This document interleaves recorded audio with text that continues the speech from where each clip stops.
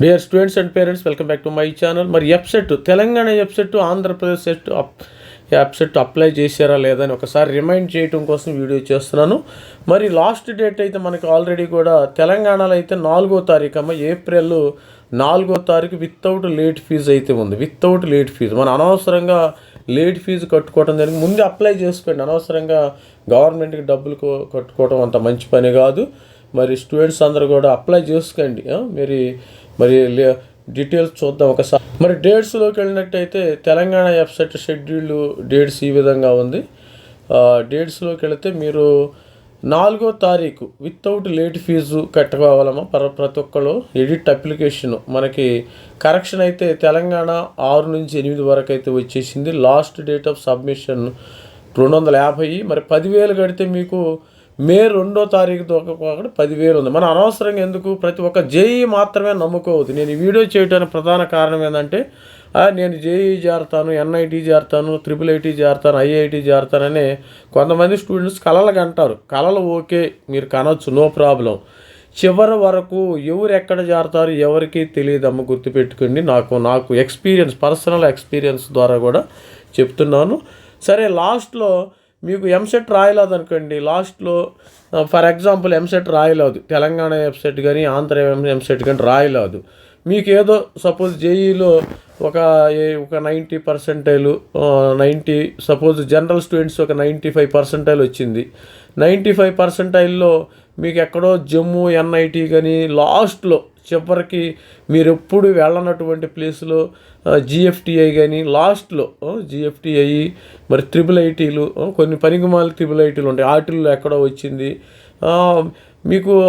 మీరు కంపల్సరీగా అక్కడ జారాలి, తప్పదు. మీకు రెండో అవకాశం లేదు. మనకి ఎఫ్సెట్ తెలంగాణ ఎఫ్సెట్ ఆంధ్ర ఎఫ్సెట్ ఏంటంటే సెకండ్ ఆప్షన్, మనకి బ్యాకప్ లాగా పనికి వస్తుంది. బ్యాకప్ రిసోర్స్ అంట. మనము పవర్ పోతే ఏంటంటే ఇంట్లో ఇన్వర్టర్ పెట్టుకుంటాం కదా, ఈ బ్యాకప్ లాగా తెలంగాణ ఎఫ్సెట్ కానీ ఆంధ్ర ఎఫ్సెట్ కానీ బ్యాకప్ లాగా ఉండే అవకాశం ఉంటుంది. ప్రతి ఒక్కళ్ళు రాసుకోవాలి, కంపల్సరీగా రాసుకుని తీరాలి. రేపొద్దున ఎన్ఐటి జమ్మూ వచ్చింది, అమ్మాయిలు ఉంటారు కొంతమంది, అంత దూరం ఎన్ఐటి జమ్మూ కాదు, suppose Jammu Kashmir GFTI central university of Jammu వచ్చింది, నార్త్ సైడ్లో తర్వాత అస్సాం సైడ్లో ఏదో జిఎఫ్టీ వచ్చింది, మీకు ఇంట్రెస్ట్ ఉండదు.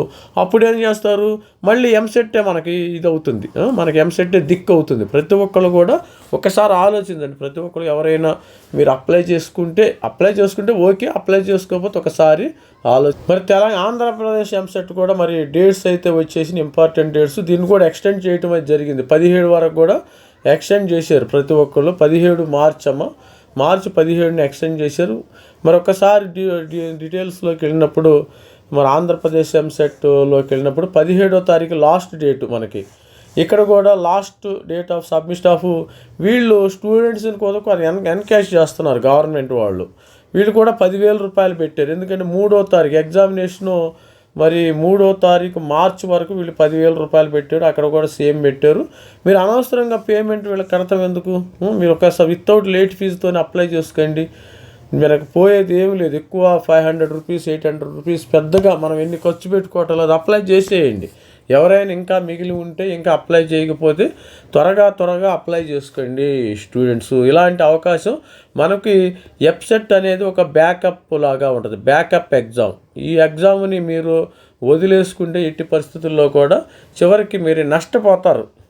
చివరికి నాకు ఇన్ని సంవత్సరాల నుంచి మనం మెంటర్షిప్ కానీ గైడెన్స్ కానీ ఇస్తున్నాము స్టూడెంట్స్కి. చివరికి ఎక్కడ చేరతారో ఎవరికి తెలియదమ్మా, గుర్తుపెట్టుకోండి. నేను ఎన్ఐటీలో చేరతారని కలగంటారు, కొంతమంది ఐఐటీలో చేరతారని కలగంటారు. లాస్ట్ ఇయర్ 2024లో ఏమైందంటే 2024లో ఒక స్టూడెంట్కి జేఈ వచ్చింది. జేఈలో ఎన్ఐటి నార్త్లో వచ్చిందమ్మా, నార్త్ లాంగ్లో వచ్చింది. ఎన్ఐటి నార్త్లో వచ్చింది. ఎఫ్సెట్లో ఎందుకంటే ఈ ఎగ్జాంపుల్ చెప్తున్న స్టూడెంట్కి అర్థం అవ్వాలని, ఎఫ్సెట్లో మనకి జేఎన్టీయూ హైదరాబాదులో ఆర్టిఫిషియల్ ఇంటెలిజెన్స్ వచ్చింది. ఏఎంఎల్ కోర్స్ వచ్చింది, బీటెక్ ఏఎంఎల్ వచ్చింది. అప్పుడు నాకు కాల్ చేసి, సార్ మరి అంత దూరం అవుతుంది కదా, మరి ఆ ఎన్ఐటీలో అంత ప్లేస్మెంట్స్ కూడా పెద్దగా అనిపించడం లేదు, అని మన మెంటర్షిప్ తీసుకున్న కాబట్టి మా అబ్బాయి కూడా అంత దూరం వెళ్ళటం ఇష్టం లేదు, రాను బాను కూడా వాళ్ళు తెలంగాణలో సంథింగ్ మరి కరీంనగర్ అని ఎక్కడ ఏరియా వాళ్ళు మనకు తెలియదు, గుర్తులేదు సరిగా. మరి JNIT నార్త్ సైడ్ వెళ్తానికి ఆ స్టూడెంట్కి ఇష్టం లేదు. JNTU మరి AML చేరాడమ్మా, గుర్తుపెట్టి ఆ స్టూడెంట్ ఇప్పుడు సెకండ్ ఇయర్లో ఉండి ఉంటాడు. అలాంటి అవకాశాలు మీరు మనసు మార్చుకుంటారా రేపొద్దున మనసు మార్చుకోవచ్చు, చెప్పలేం కదా. ప్రతి మనిషి కూడా ఒక నిర్ణయం మీద ఇవాళ రేపు ఉంటారు, ఎవరు కూడా ఒక నిర్ణయం మీద ఉంటారు. డెసిషన్ మేకింగ్ అనేది మరి ఫిక్స్డ్ కాదు, it's not fixed. Decision making it's not fixed అమ్మ, ఇట్స్ వేరియబుల్గా ఉంటుంది, వేరియబుల్. ఇక్కడ లాస్ట్లో సపోజ్ NITలో మెకానికల్ వచ్చింది, మీకు NITలో లాస్ట్లో మెకానికల్ వచ్చింది. JNTU ఉస్మానియాలో సపోజ్ JNTU ఉస్మానియాలో CSE కానీ ECE కానీ వచ్చింది, అప్పుడు ఏది తీసుకుంటారు స్టూడెంట్స్? ఇవేమో చాలా దగ్గరగా ఉంటాయి. సపోజ్ వైజాగ్ ఆంధ్ర యూనివర్సిటీ తీసుకున్నాం, వైజాగ్ ఆంధ్ర యూనివర్సిటీలో మీకు CSEO ECE వచ్చింది. మరి స్టూడెంట్స్ ఏది దగ్గరికి తీసుకోవాలి? ఎక్కడో GFTA లాస్ట్లో వచ్చింది, స్టూడెంట్ వెళ్ళి రావాలన్నా మరి 3 రోజులు పడుతుంది. ఇప్పుడు కొంతమంది స్టూడెంట్స్ ఎలా ఉన్నారంటే లాంగ్లో వెళ్ళారు, వాళ్ళు ఫ్లైట్లోనే ట్రావెల్ చేస్తారమ్మ, ఫ్లైట్లోనే రాను బాను ఒక్కొక్క స్టూడెంట్కి 25,000 రూపాయలు మరి ఖర్చు అవుతుంది. ఇప్పుడు రియల్గా ఇప్పుడు కూడా నేను మాట్లాడుతున్నాను, చాలామంది north east side Assam side Manipur ఆ లెక్కన మరి అగర్తాల ఆ లెక్కలు ఉన్నారు, కొంతమంది ఇటు సైడ్ ఉన్నారు, అరుణాచల్ ప్రదేశ్లో ఉన్నారు. అందరూ ప్రతి ఒక్కరు కూడా ఫ్లైట్ల్లోనే వెళ్ళి వస్తున్నారు. ఫ్లైట్లో వెళ్ళి రావడానికి చాలా చాలా ఖర్చుతో కూడుకున్న వ్యవహారం. మరి ఖర్చు వాళ్ళకి మనీ ఉంటే నో ప్రాబ్లం, కొద్దిగా పూర్ స్టేట్లో ఉంటే స్టూడెంట్స్ కొద్దిగా ఆలోచించండి. తెలంగాణ వెబ్సైట్లో కూడా ఆంధ్రప్రదేశ్ వెబ్సైట్లో కూడా 100% ఫీజు రియంబర్స్మెంట్ ఉంటుంది. దీన్ని కూడా అందుకనే సరే ఎక్కడన్నా చేరండి, ఫైనల్గా ఎంసెట్ అనేది కంపల్సరీగా ఒక బ్యాకప్ లాగా ఉంటుంది. మీరు చివరికి ఎక్కడ జారుతారనేది ఎవరికీ తెలియదు. మీరు ఎక్కడ జారుతారు, నేను ఇక్కడ జారుతాను అక్కడ జారుతాను అనుకున్న వాళ్ళకి ఎక్కడ మరి స్టూడెంట్స్కి తెలియదు. ఇంతకుముందు 2 years బ్యాక్ మా పాప కూడా ఎంసెట్ రాసింది, మరి JEE రాసింది. మాకు నార్త్ లాంగ్లో వచ్చింది. చివరికి మేము 2024 వెబ్సైట్లో మరి ఇక్కడ ఉస్మానియా హైదరాబాద్ ఉస్మానియాలో ECE జారటం జరిగింది. అంటే అంత లాంగ్ మరి గర్ల్ స్టూడెంట్స్ని అంత లాంగ్ పంపించడం మాకు పేరెంట్స్గా మాకు వీఆర్ నాట్ ఇంట్రెస్టెడ్ అనమాట. ఇలాగా ఉంటుంది. మేము 2 ఎగ్జాములు రాపించాము, అందుకని ప్రతి ఒక్క స్టూడెంట్ కూడా అన్ని ఎగ్జాములు రాయండి. ఇప్పుడు ఆల్రెడీ కూడా ఇది కూడా వచ్చేసింది కదా, మరి IISER కూడా రాసుకోండి, ఇబ్బంది లేదు. మరి ఇండియన్ స్టాటిస్టికల్ ఇన్స్టిట్యూట్ ఉంది, అవి కూడా రాసుకోండి. ఇవి గవర్నమెంట్ ఇన్స్టిట్యూట్స్. JEE రాస్తారు ప్లస్ వెబ్సైట్ రాస్తారు. ఈ 4 కంపల్సరీ రాసుకోండి. Website, Telangana website, Andhra website కానీ IISER, ISI, JEE ఈ 4 ఎగ్జాములు రాసుకుంటే ఇబ్బంది. ఐఎమ్ నాట్ రికమెండింగ్ విట్ కానీ అమృత కానీ అవన్నీ 100% సీటు గ్యారంటీ అమ్మా. దానిలో మీకు డబ్బులు ఉంటే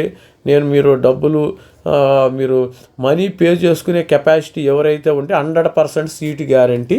విట్ కానీ అమృత కానీ SRMలో కానీ 100% సీటు గ్యారంటీ. అది ఏ కేటగిరీ 1 వస్తుందా, కేటగిరీ 2 వస్తుందా, కేటగిరీ 3 వస్తుందా మనకి చెప్పలేం. కానీ అది మీ యొక్క ఎంట్రన్స్ ఎగ్జామినేషన్ స్టైల్ని బట్టి ఆధారపడి ఉంటుంది. కాబట్టి 100% వచ్చే అవకాశం ఉంటుంది. కాబట్టి దట్ ఈజ్ మీ ఇంట్రెస్ట్ అమ్మ స్టూడెంట్స్. మరి ఏపీ వెబ్సైట్, తెలంగాణ వెబ్సైట్ని మాత్రము వదులుకోవద్దు స్టూడెంట్స్. దిస్ ఈజ్ మీ Ravikumar sir signing out. Thank you, bye.